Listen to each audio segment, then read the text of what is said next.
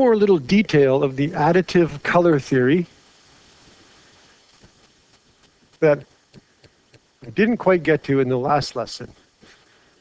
Nobody asked me this very important question. So in the last question, we'll call this part 2. Okay? In the last lesson, we learned that all the colors are found in white light. So our eyes have the red, green, and blue receptor cells. So those are the only 3 colors that our eyes actually can see. What that means is if yellow light hits our eyes, so the whole rainbow, let me draw the rainbow. Red, orange, yellow, green, blue, and violet. These are colors, and these are based on, as we said, they each have a certain wavelength. Remember the distance between the bumps. So the lambda, the wavelength of red light, is the longest, and they get a little bit shorter as we go towards purple. But here's the thing, that's just sort of a physics thing, right? That's measuring the wavelength of a ripple. The way our brain sees color is tied more closely to the way our eyes are built, and the red, green, and the blue. So the only thing that our eyes can actually see are red light, green light, and blue light. Yellow light hits our eyes. Our retina is not, it doesn't even do anything. There's nothing there to wiggle or ripple. And if purple light hits our eyes, there's really nothing there to wiggle or ripple. Now, some animals have special cells that do see yellow. They have 4 kinds of cone cells instead of just 3. So they can get a yellow light ripple in their brain as well. And what that does is it enhances the picture. Some animals have no cone cells at all. So it's unlikely that they can even see any colors, and their world is more just black and white. So what's interesting, though, is our brain can recreate the other colors by using mixtures of these 3. That's what we learned in the additive color theory. These 3 primary colors of red, green, and blue can mix to produce all the colors in our brain. Okay? It's our brain that makes that work, and the way our brain is wired. What's really interesting is to try to imagine describing red to a blind person. If a blind person were to say to you, "What is red?" Well, you really can't, can you? You could say, well, it's like an apple. He's never seen an apple. And there's really no way to describe colors sort of to people who've never seen colors. They're an experiential thing, right? And what's really weird is, if I draw this on the board, everybody will say, oh, that's red. But what are we really seeing? How do I know that my brain is creating the same image that your brain is? It doesn't matter, though, because in kindergarten, whatever this was, whatever it looked like in our brain, we learned to call it red. But it may not actually be the same. If I could suddenly be in your brain, I might look at that and go, what? You call that red? That's weird. Something's weird. I might not even perceive color in the same way that you do. Now, it's likely there are great similarities because we all evolved from the same sort of genetic stock. But it's very hard to put a subjective kind of meaning to colors. So we have to be careful to always distinguish between the way our brain sees color and the way the universe sees color. It's not quite the same thing. The universe has lots of colors. In fact, ultraviolet is a color, and microwaves are a color, because color is just wavelength, right? But we can only see some of them. And we can only actually see 3 of them.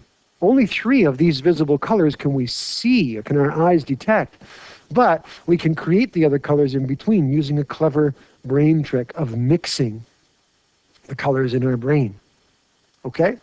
So this theory that we're talking about is really all about how humans see colors. It's not about how the universe sees color. Now, The one question that no one asked me, we said that all the colors together, if we mix them all up, we get white, right? So all colors mixed make white. In other words, when I say all colors, what I mean is red, green, and blue. If our eye sees all three of these together, it blends them into white in our brain. Now, what nobody asked me, we also saw, of course, how you can get the other colors and other shades of colors and all the in-betweens by mixing these in different ways, right? The secondary colors, cyan, magenta, and yellow, and so on. What no one asked in the last question is, how do we see black? Is black a color? Well, not really. Just like white is a whole mix of all the colors, black is actually no color at all. Black is no color. And again, it's the way our brain sees it. It's the way our brain sees it. So for instance, imagine an object that's black. The reason our brain says black is because the red and the green and the blue are all shining on it from the white light. And before, we said, well, if blue reflects, it looks blue. And if green reflects, it looks green. If red reflects, it looks red. If red and green reflect, it looks yellow, and so on. What happens if none of the electrons in this particular substance can jump to a level and jump back and give off the same wave to reflect? What happens if the red and the blue and the green are all turned into heat? Well, if all the light is turned to heat, then there is nothing going back to our eyes. And so our eyes are looking at something, like I'm looking out at the crowd here, and there's some black shirts. There is no light coming to my eye from those black shirts. It's all being turned to heat. And so my brain says, well, that's what black is. We interpret that to be black because there is absolutely no signal coming from there at all. Black is like, if you think about sound, black is like silence. Black is like our eyes seeing no information. And it looks like black to us. Our brain calls it black. So black in the additive color theory is when there is no reflected light. Remember, additive color theory is all about reflected light. So black is no color, which means no reflected light. In other words, that means all the light is turned into heat. And that's why, if all the light is turned to heat instead of just some of it, that's why things that are black tend to get the hottest in the sun, right? Black things heat up much faster than white things. White doesn't get very hot at all because white has to reflect all three colors back, and none is turned to heat. Whereas black has to turn them all to heat, and it gets hotter faster. Blue gets a little bit hot because it's reflecting some of the blue, but it's also absorbing the red and green, turning it to heat. So, blue might get warm in the sun, but not as hot as black.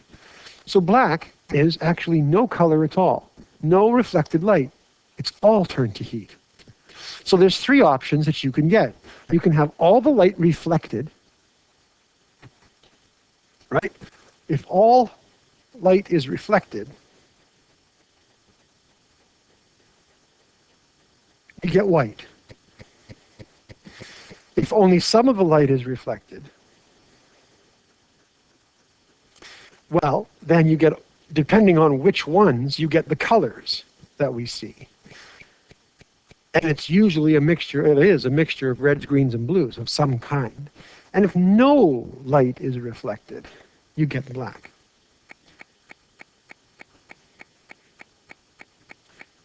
Okay? Anything that your eye sees that looks black is when no light is reflected. And that, of course, is very simple to understand when you realize that if you turn off the lights, everything turns to black. Darkness is essentially black. And everything turns to black because when the lights are off, no light is hitting anything, there's nothing to bounce, and we see the whole world as black. So black is not really a color, but the absence of color.